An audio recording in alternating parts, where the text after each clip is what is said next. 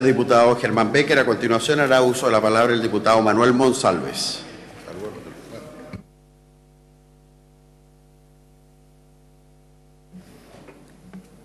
Muchas gracias, presidente.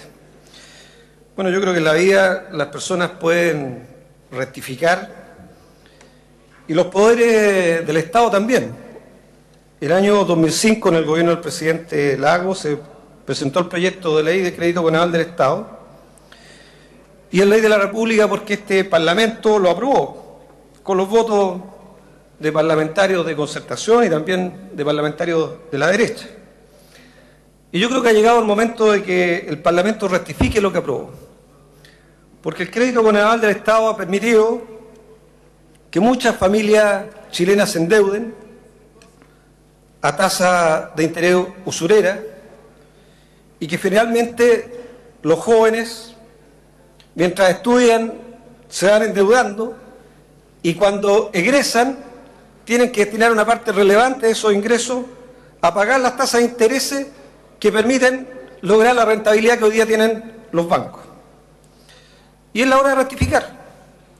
El gobierno ha presentado un proyecto de ley y nos quiere convencer, persuadir, al igual que los parlamentarios del gobierno, que es un buen proyecto de ley. Porque baja la tasa de interés del 6 al 2, porque establece el pago en torno al 10% de los ingresos. Bueno, yo creo que no es un buen proyecto de ley.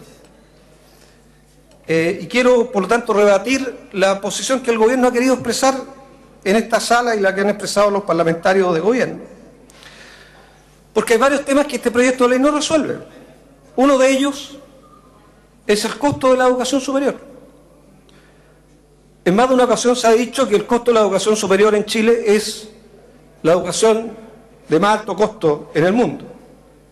Quiero decir que un arancel promedio, presidente, en Chile está hoy día en torno a los 280.000 pesos.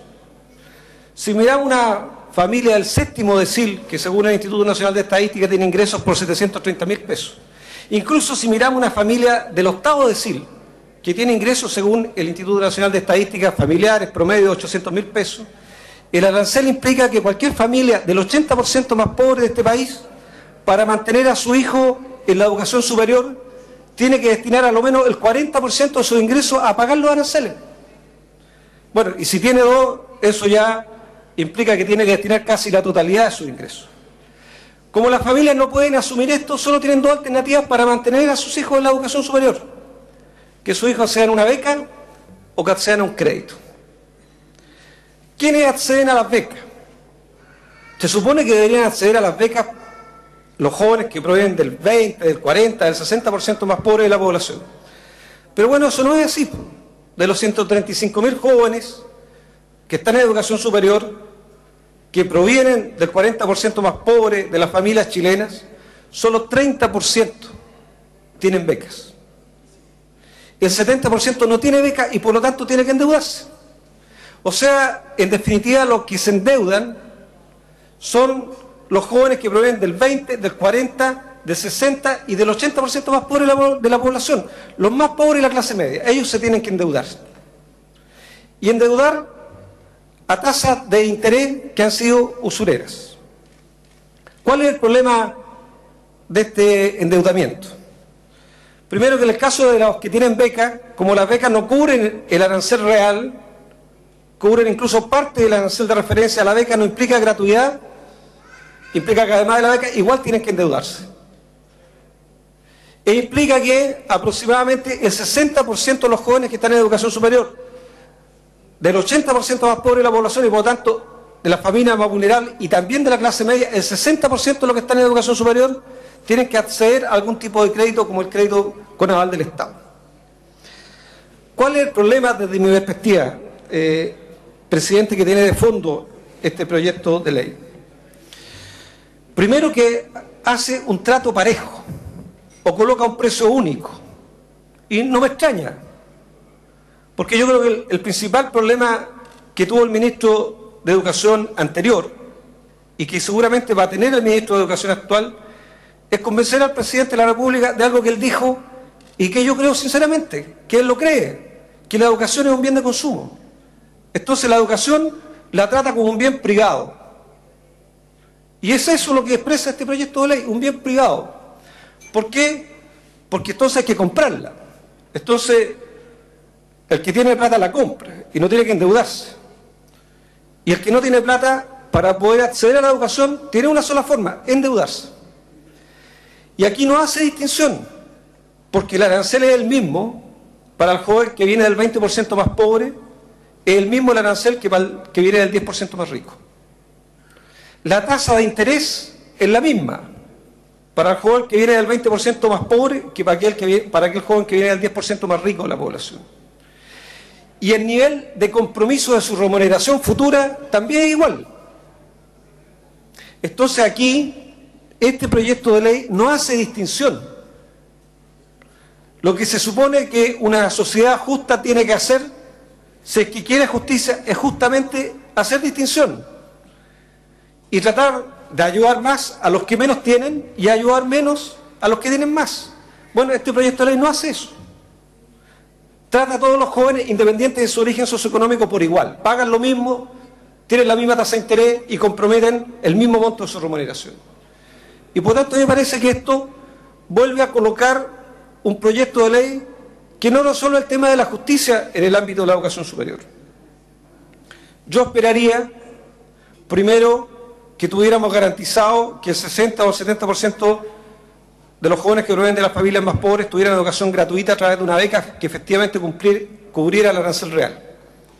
Y segundo, me gustaría tener un mecanismo de crédito para el resto que fuera diferenciado de acuerdo al nivel de ingreso de las familias, que tuviera una tasa de interés cero, porque ese es el rol del Estado, presidente, que justamente el Estado asuma el interés.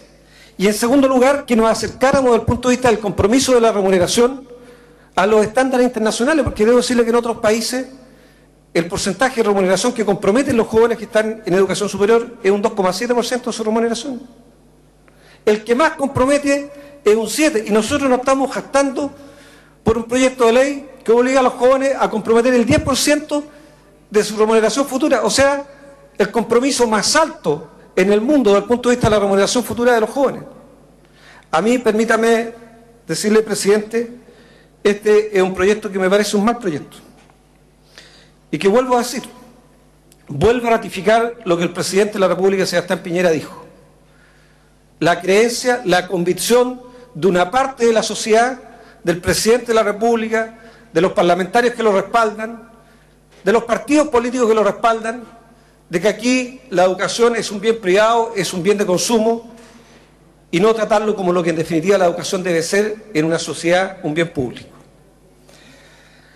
Y yo lamento que el ministro de Educación, que es un entendido en materia de educación, un experto, como se diría, no quiera someter al Parlamento a discutir un proyecto de ley parcial y no traiga al Parlamento una propuesta que entregue una discusión completa, sistémica, respecto al modelo de financiamiento de la educación superior en Chile, al sistema de becas para la educación superior en Chile y a los sistemas de crédito. Eso es lo que uno esperaría de un ministro que es un experto en el ámbito de la educación, que traiga al Parlamento un proyecto de ley que permita la discusión sistémica que resuelva el sistema de financiamiento de becas y de crédito de la educación superior. Bueno, eso no lo tenemos, presidente. Y yo creo que nosotros tenemos una sola fórmula para exigir, para obligar, si es posible, al gobierno que rectifique, que entremos en una discusión donde la educación sea vista como un bien público y que entremos en una discusión donde el sistema de financiamiento de beca y de crédito sea una discusión global y no parcial. Por eso, presidente, la bancada del Partido Socialista va a votar en contra de este proyecto de ley. Muchas gracias. Gracias, diputado Manuel Monsalve. Antes de otorgar la palabra, quiero saludar a dos estudiantes, al señor Rodrigo Quintana y a la señorita Nicole Sandoval, ambos estudiantes de la comuna de Curacautín, quienes obtuvieron el mejor puntaje comunal en la PSU recientemente rendida. Invitados por el diputado Juan Chay. Bienvenidos y felicitaciones. A continuación, hará uso de la palabra